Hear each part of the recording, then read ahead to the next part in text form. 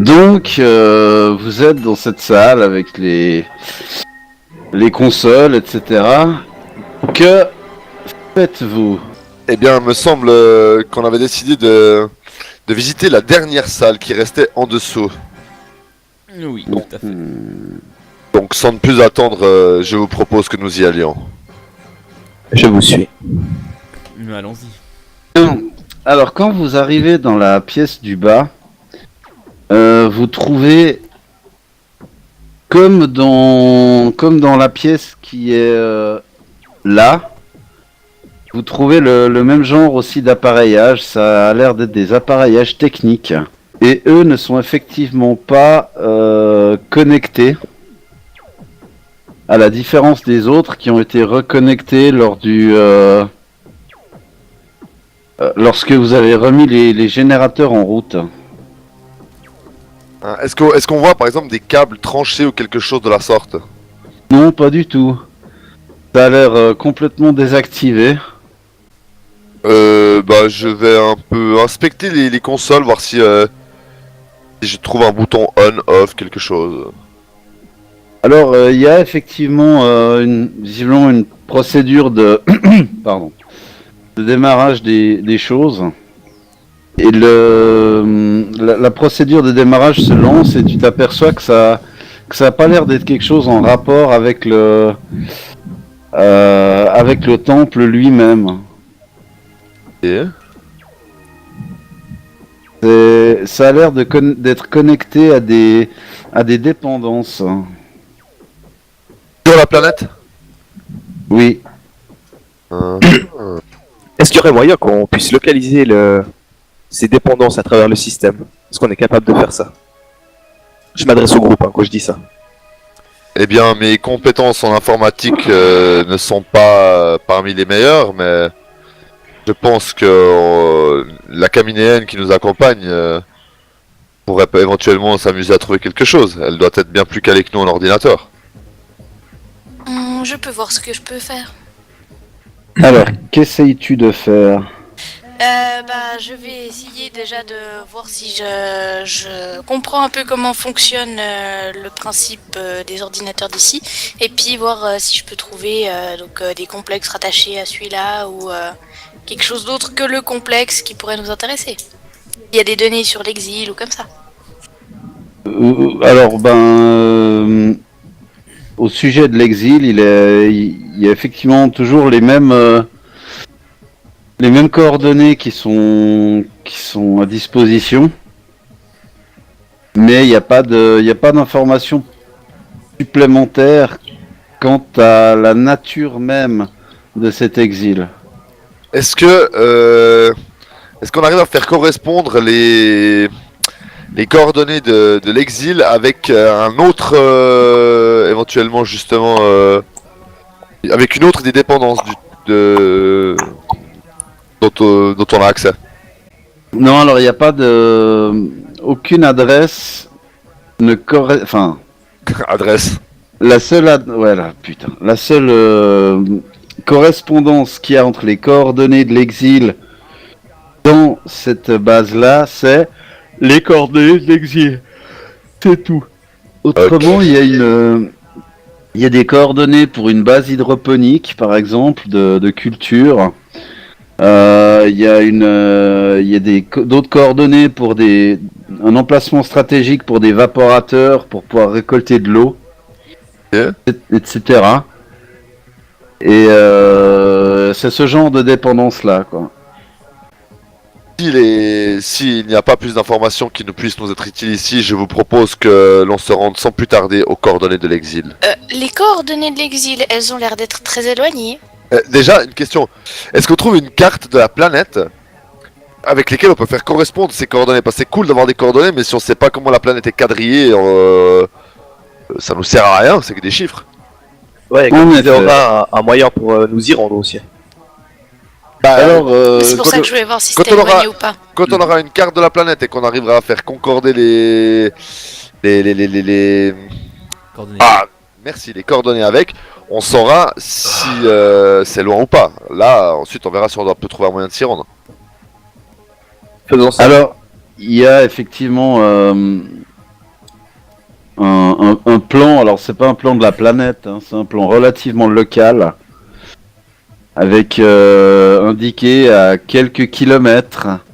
Enfin, tout se situe dans un rayon de quelques kilomètres. Hein, donc vous mettriez pas trop longtemps à vous déplacer d'un emplacement à l'autre. Ce serait maximum 1 heure de marche.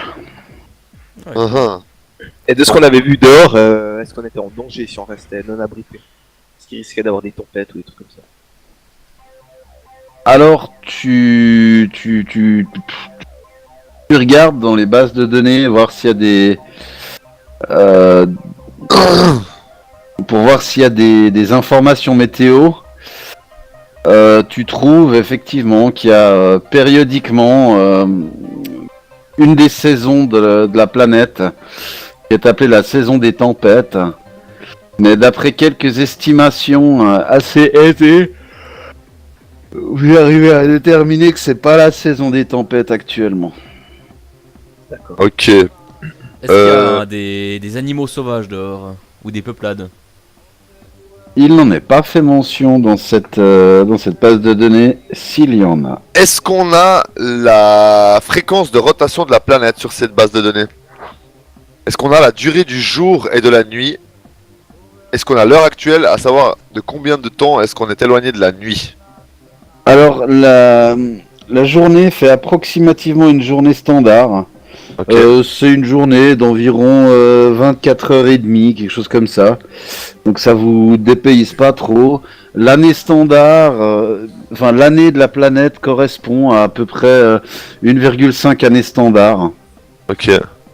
Le planétoïde n'est pas très incliné sur son écliptique, ce qui signifie que l'écart des saisons n'est pas très marqué. Donc tout porte à croire que la seule différence, en fait, qu'il y a pratiquement que 2 saisons, et que la seule différence avec la saison des tempêtes, c'est des plus forts vents dus au changement thermique. Donc la saison des tempêtes pourrait être,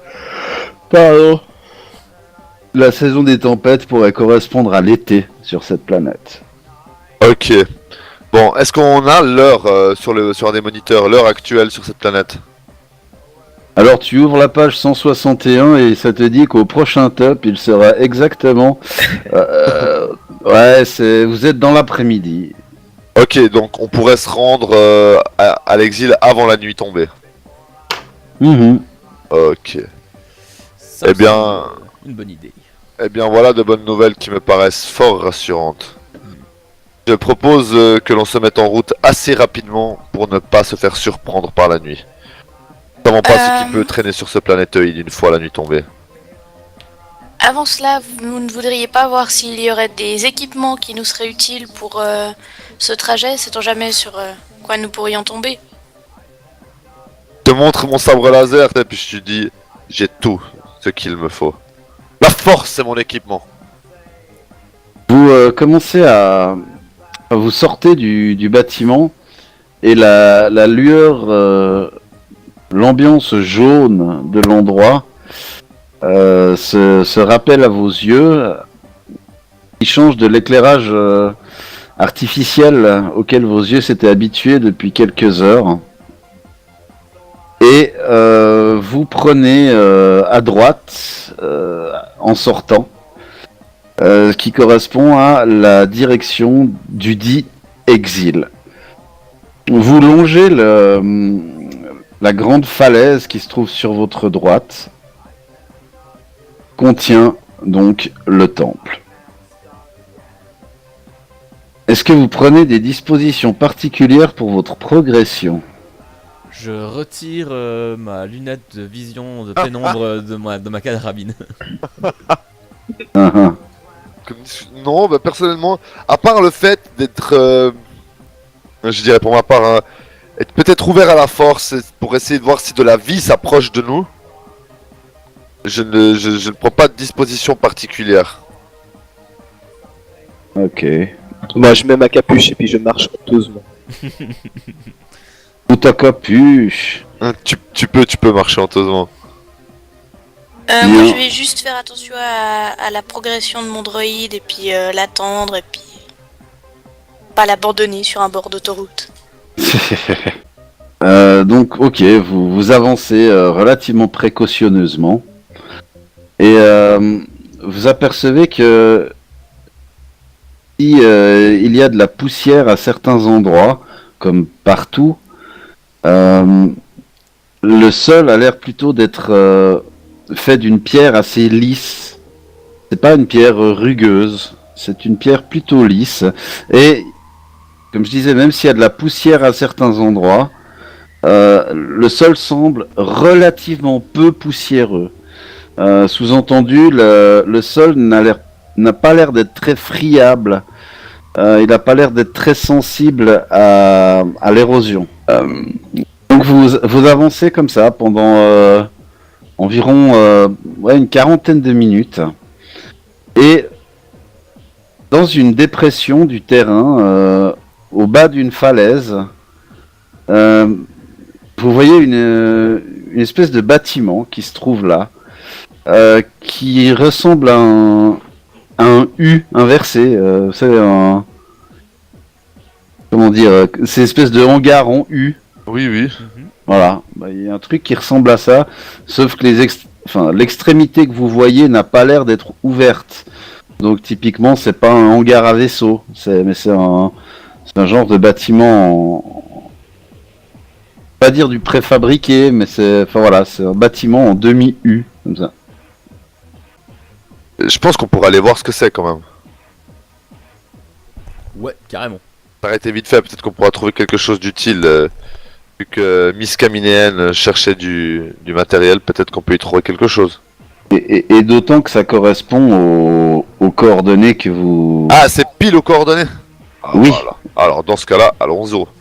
C'est parti. C'est parti.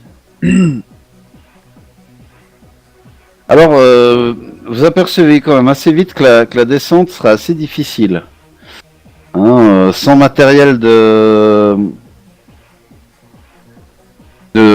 grimpe, entre guillemets. La falaise a l'air d'être, somme toute, assez raide. Est-ce qu'il n'y a pas une pente, est-ce qu'il n'y a pas un versant de la falaise qui nous paraît plus praticable que d'autres? Alors, ça ressemble à... En observant un peu mieux, tu t'aperçois que l'endroit où se trouve cette espèce de hangar ressemble à un cratère, en fait. Ok. Et ce qui correspond à la falaise, c'est en fait les bords du cratère qui remontent. Ouais. Mais Et non, il n'y a pas l'air d'avoir de chemin qui descendent. non, c'est ce que pas forcément de descendre, mais est-ce que une des parois de ce cratère nous paraît plus praticable que les autres? Bah en fait, si tu regardes bien, il n'y a qu'une seule paroi vu que c'est rond. Oui, oui, mais est-ce qu'il y a peut-être une, tu sais, où il y a moins, tu sais, où il pourrait y avoir éventuellement d'autres infractuosités ou des trucs en relief auxquels il serait possible de s'accrocher ou quoi, tu vois, pour descendre plus aisément. Alors c'est pas lisse comme du verre, hein. C'est quand même, mais c'est super raide en fait. Hein. Il y a assez peu d'anfractuosité, mais ça pourrait être descendable, mais ça pourrait être dangereux de descendre là. Il y a combien de mètres à peu près jusqu'en fond? Il y a une 50aine de mètres à peu près. Ah ok, ouais.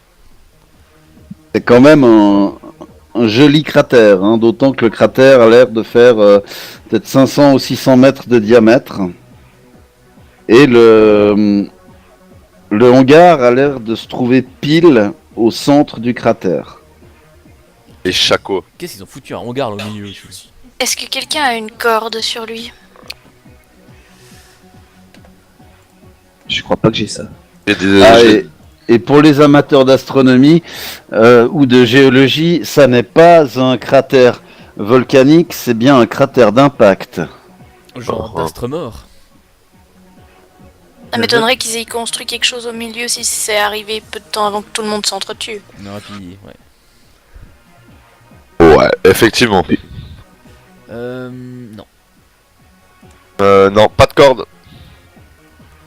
J'ai une non. chaîne de 3 mètres, mais il manque 47 mètres. Par contre, si on arrive en bas, on pourra plus communiquer avec mon communique à 10 mètres. Sauf si t'es dans la pénombre, paraît que ça marche mieux. La capsule dans laquelle on est arrivé, est-ce que elle serait utilisable? Enfin, est-ce qu'on pourrait genre récupérer les rétrofusées pour essayer de sauter et puis faire pas des jetpacks, mais quelque chose pour ralentir notre chute juste avant qu'on arrive? Ça m'a l'air Alors, caminément faisable. Caminement faisable. ça a l'air d'être effectivement faisable. Cependant, tu penses que l'usage des rétrofusées risque d'être plus qu'hasardeux et leur manipulation risque d'être relativement dangereuse dans la mesure où c'est quand même du peroxyde d'hydrogène qui réagit très fortement aux secousses et que tu as plutôt intérêt de te servir des répulseurs de la navette plutôt que de ces rétrofusées. Ou alors on pourrait désosser la navette, ramasser le maximum de câbles à l'intérieur et puis essayer de se faire une corde nous faisant descendre au moins à mi-distance ou quelque chose comme ça. La piste navette, on l'avait laissée où? Mais elle était à l'entrée du complexe. Ouais, devant le temple. Eh bien, je propose que nous retournions à la navette qui nous a servi à atterrir ici, afin de voir ce que nous pourrions prendre et fabriquer comme matériel pour nous aider à la descente. Bah ouais, pas trop le choix, hein. Vous pouvez trouver, quand vous vous rendez à nouveau à la navette, vous trouvez effectivement à peu près tout le matériel que vous avez mentionné. Toutes les solutions que vous avez imaginées sont possibles. Donc de la corde en câble électrique, en passant par les surfs en plaques de blindage, en passant par vous servir des fusées, ou des répulseurs, il y a tout ceci. Donc c'est à vous de décider ce que vous allez mettre en œuvre. Est-ce qu'il y a moyen de piloter ce truc? C'est pas prévu pour. Je pensais bien. Par Non. contre, si vous pouviez avec la force le balancer en hauteur, et qu'on puisse s'en servir pour atterrir, il faudrait qu'on le transporte jusqu'à là-bas. Ça, je sais pas comment faire. Oh, est-ce que je serais capable de soulever un aussi gros objet avec la force, MJ? Je ne remettrai pas ma vie entre les mains de votre croyance.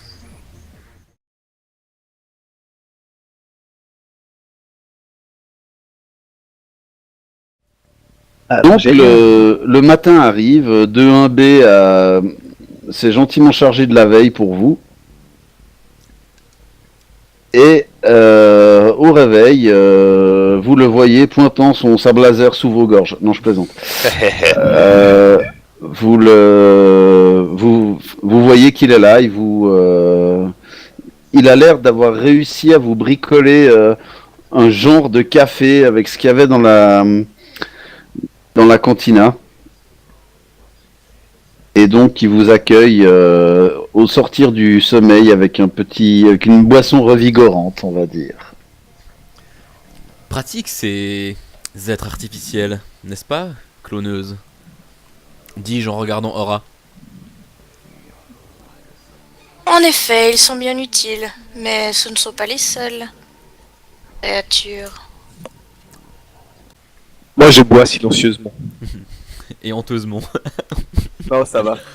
Ah, La nuit a porté conseil. la nuit a lavé un peu ton honneur, tu dis. Je ne bois pas de ce genre de choses.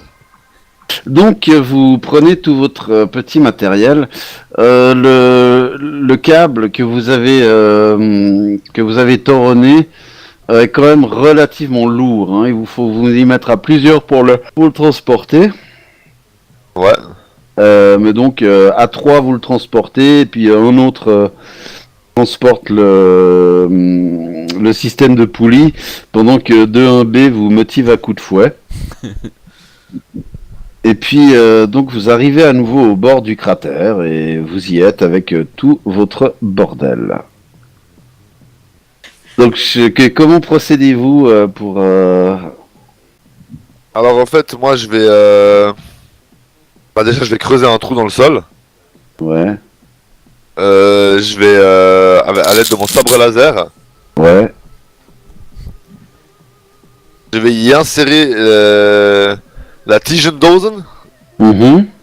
Pendant ce temps, moi, je vais enrouler les câbles de sorte à ce qu'ils soient pratiques, et puis dérouler, puis commencer à faire des nœuds, machin. Par contre, j'ai pas réfléchi à un moyen de sceller ça dans le sol. On a toujours des trucs pour faire fondre du métal et pour souder. Hein. Ouais, mais souder ça Comment sur de la... Comment tu soudes ça sur de la terre? De la pierre. La pierre, ouais. Mais le cas échéant, un sabre laser, ça fait au moins 1m20, hein, la Ouais, lame. ouais, c'est vrai que j'ai pas spécialement besoin de le sceller dans le sol, quoi. Non, c'est assez profond. Ok, je vais faire ça. pense. Je vais mettre le système de poulie en place et puis voilà quoi. Ok. Alors, donc, vous avez le système de poulie en place. Vous avez un câble d'une longueur de, on va dire, 120 mètres à peu près. Que faites-vous? Ouais. Et ben on va tout attacher à la nacelle pour que ce soit tout correctement. Quelle nacelle? Oh putain, on est des bites. Mais on est des bites. Mais on est, Ah non. mais on est des bites gigantesques. Genre Aranao, au lieu de nous observer, non. Mais par ça, on n'a pas besoin d'un nacelle. C'était très instructif de vous On observer. s'attache à la taille avec le câble et puis à chaque fois l'autre il le remonte. Alors, je conseille plutôt le nœud de chaise que s'attacher à la taille, mais... Bah ouais. Ah, ouais. Bah Parce que oui. tu t'attaches à la taille, tu prends un plomb, et du coup la poulie se bloque, t'as plus de rein. Ça peut être rigolo. Ça peut être rigolo. Pour les autres, oui, mais. Allez, qui veut y aller en premier? Moi pas. Moi pas. Bah j'y vais. Je Ouais, après m'attache. il est mort. Tu t'agrippes, enfin tu fais les nœuds, etc. Et tu vas donc me faire un jet de dextérité avec escalade. Alors, nickel. Et tu vas, vu que c'est pas de la corde quand même, mais que c'est du câble électrique, c'est un peu plus difficile. Tu vas me le faire à -2. Dextérité, escalade à -2. Ok, alors dextérité 15. Et escalade G 1 plus 2, donc c'est à 0. Et tu me le fais dans la tour AD, s'il te plaît. 75. D'accord. Ok, alors tu as fait ton nœud. Ça te semble être un nœud correct. Je prends le sabre laser de Sicarius, j'essaie de le trancher avec. Si ça le tranche, c'est que c'est pas solide. Non,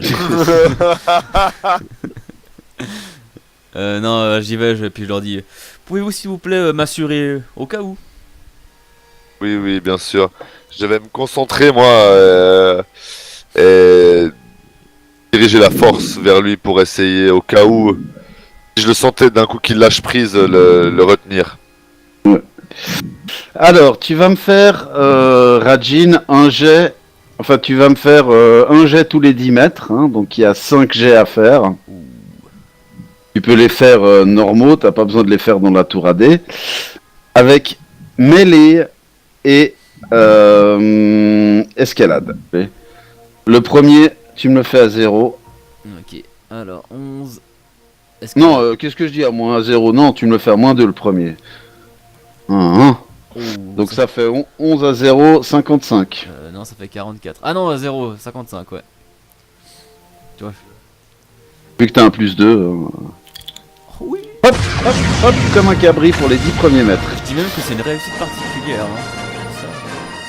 Hein. C'est bien ce que j'ai dit. Hop, hop, hop, comme un cabri. Je trouve que ça mériterait de réduire les jets de dés. Mais comment il se la joue celui-là? Le jet suivant, tu me le fais avec la même difficulté. Ok. Ça, c'est grâce à ta réussite particulière. Voilà, normalement c'est celui-là que je rate.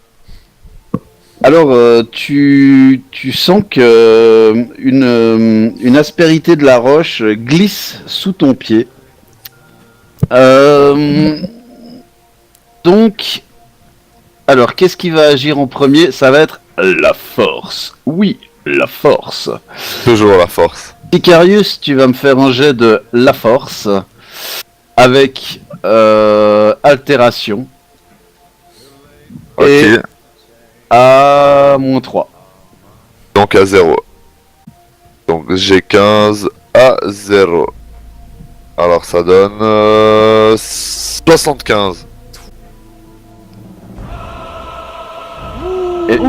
Et là, Rajin, tu sens effectivement que malgré la perte d'adhérence aggravée par des pneus trop étroits, tu sens que ton corps est soulevé, enfin pas soulevé, mais est retenu dans sa chute, et t'arrives à nouveau à t'agripper à la paroi. Et tu me vois, en levant les yeux, tu me vois juste en haut avec la main tendue et les yeux fermés. Et un style inégalé.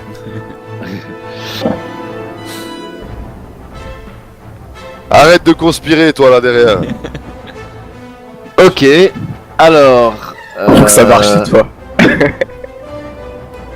Bon bah c'est parti. Ah, ça passe pour une fois. Eh bien, au moment où tu fais ceci, tu sens effectivement une projection qui émane de ta main et qui va violemment frapper le dos de Sicarius.